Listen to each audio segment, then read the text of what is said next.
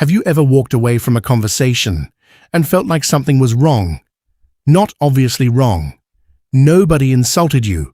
Nobody shouted. Nobody even said anything particularly hurtful. You laughed. You smiled.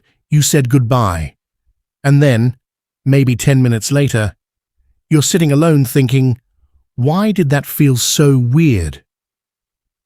You can't explain it. You just know that something about that conversation followed you home. And here's the strange part. Sometimes the thing making a conversation feel heavy isn't what was said. It's what your brain noticed, that neither of you ever said out loud. Think about a normal conversation you've had recently. Maybe you ran into someone you know. You asked how they were. They said, "I'm good. How are you?" You said, "I'm good too." And that's it. A completely ordinary exchange. But sometimes, you walk away from a conversation like that and immediately feel lighter.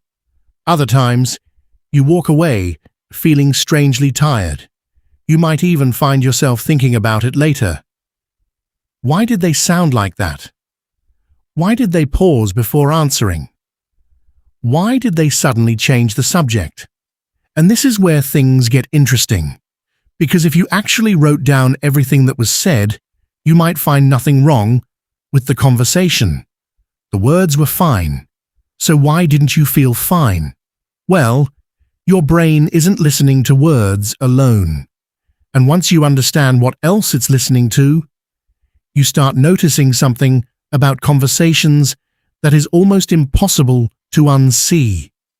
Imagine you're talking to a friend. You tell them something you're excited about.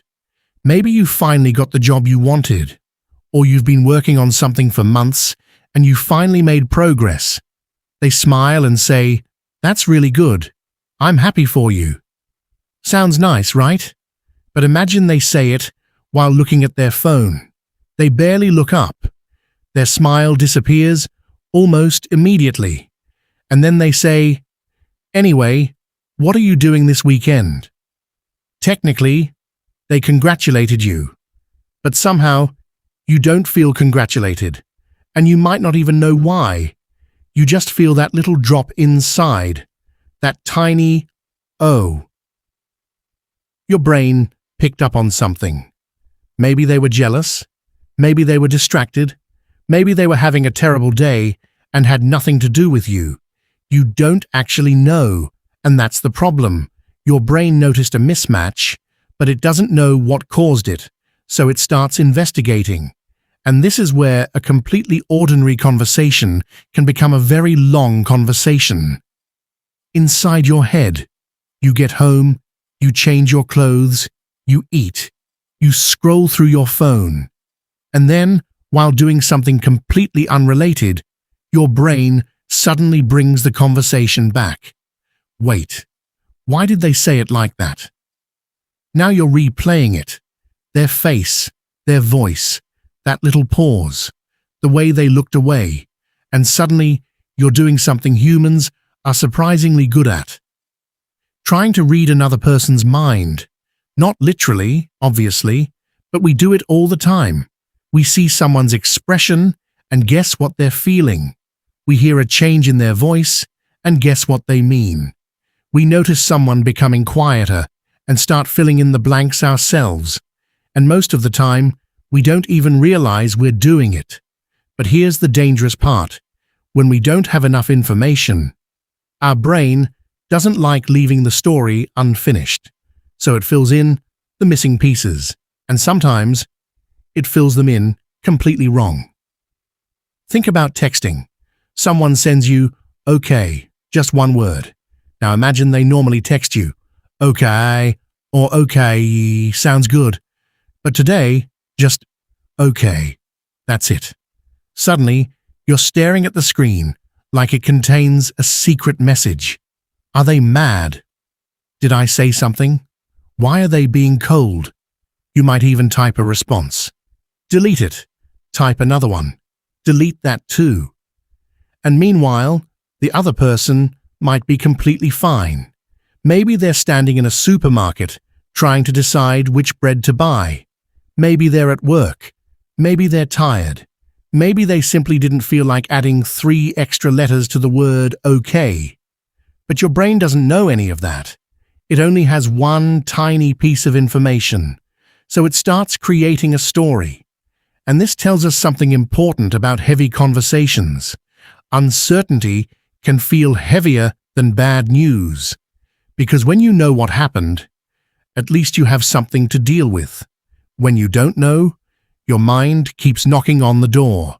And that's why some conversations stay in your head for hours, not because they were dramatic, because they were unfinished.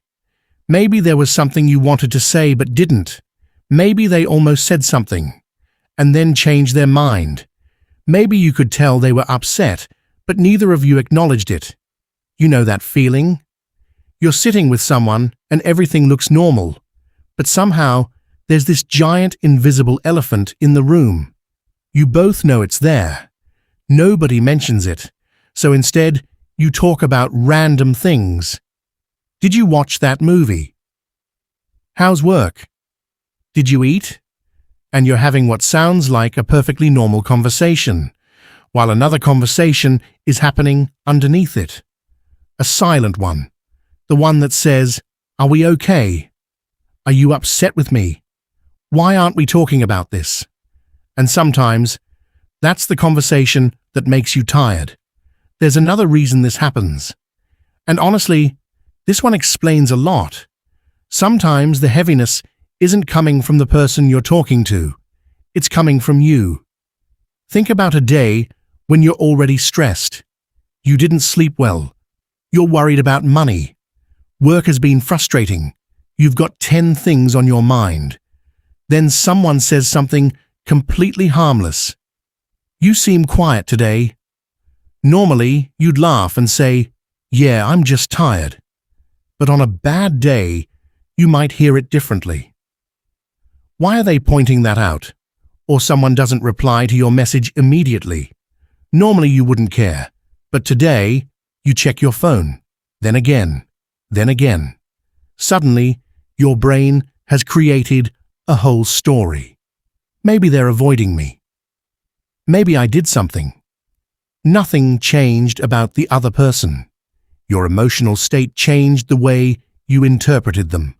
It's like looking through a dirty window. The world outside hasn't necessarily changed, but everything looks a little darker. And once you realize that, you start becoming more careful about trusting every feeling as a fact. But then there's something even more interesting. Have you ever met someone who barely says anything, and somehow you immediately feel comfortable around them? You don't have to perform. You don't have to think about every sentence. You can sit there quietly. You can say something stupid. You can change your mind halfway through a story. You can even sit in silence. And it doesn't feel awkward. That's a completely different kind of conversation. And notice something. That person doesn't necessarily have better conversation skills. They don't need to be funny. They don't need to have interesting stories. They might actually be pretty quiet. So why does being around them feel easy? Because you're not constantly trying to figure out where you stand. Your brain isn't scanning the room. It's not asking, "Did I say the wrong thing? Are they judging me? Should I keep talking?"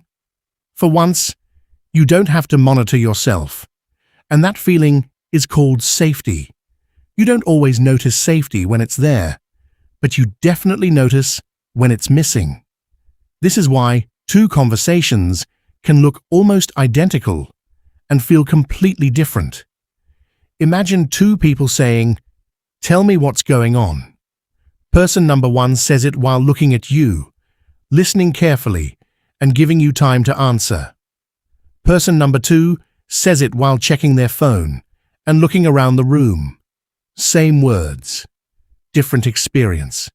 Because communication isn't just information. It's also, am I being heard? Am I welcome here?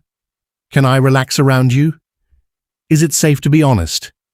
And we pick up on those things constantly, sometimes through someone's voice, sometimes through their eyes, sometimes through what they don't do.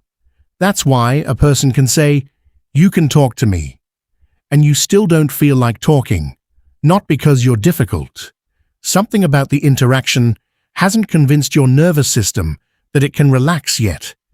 And this leads to one of the strangest things about human connection. Sometimes the person who says the nicest things isn't the person who makes you feel the safest.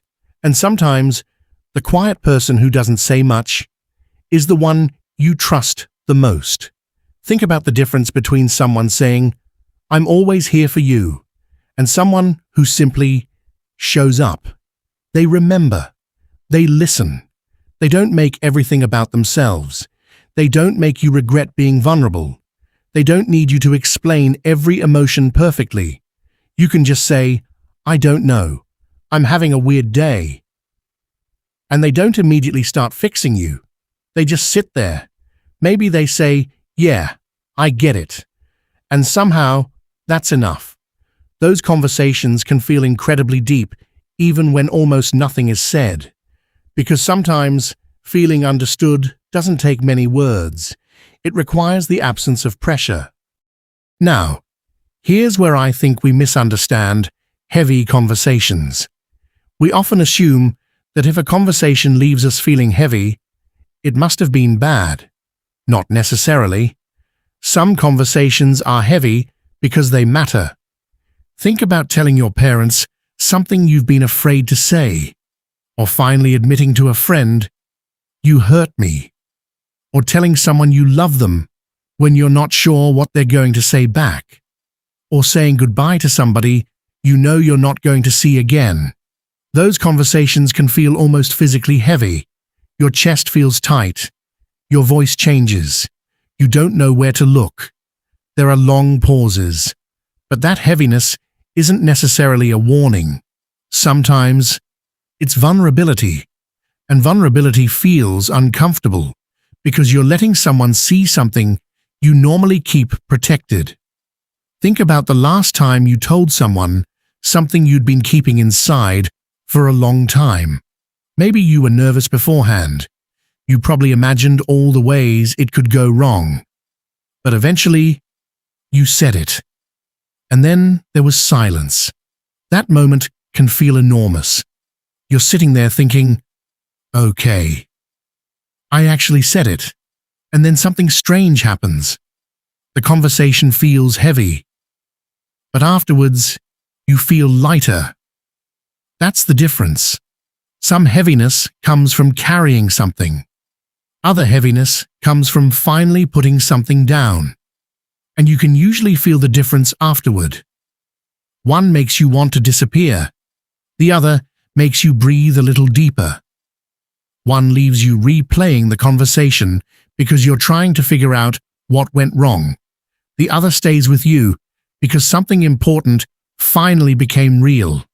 And that's why we shouldn't be afraid of every uncomfortable conversation. Some discomfort is actually a sign that you're being honest. But there's one more kind of heavy conversation, and I think almost everyone has experienced this one. You talk to someone, and afterwards, you feel like you need to recover. You weren't arguing. They didn't insult you, but somehow you spent the entire conversation managing their emotions. They complain, you listen. They criticize someone, you reassure them. They bring up another problem, you try to help. Then another, and another. By the time you leave, you're exhausted. You realize you barely talked about yourself. You are basically carrying the emotional weight of the entire conversation. And sometimes, that's what makes a person feel heavy. Not because they're a bad person, but because there was no room for you to simply exist. You had to listen, react, comfort, agree, explain, defend, reassure, and your brain never got to rest. So maybe the next time you leave a conversation feeling strange, instead of immediately asking, "What did I do wrong?"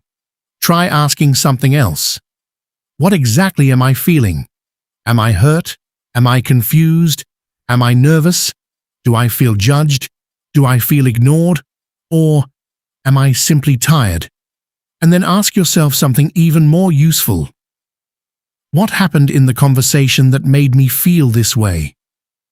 Maybe there was something real. Maybe someone crossed a boundary. Maybe they were being dishonest. But maybe you were already having a difficult day. Maybe you were expecting them to react differently. Maybe you were trying too hard to be liked.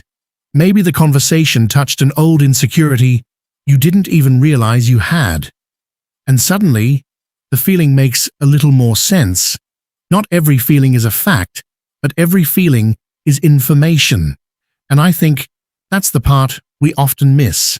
We spend so much time trying to understand what other people meant that we forget to understand what we experienced. Why did they say that? Why did they look at me like that? What were they thinking? Sometimes those questions don't have answers. You can't climb inside another person's head.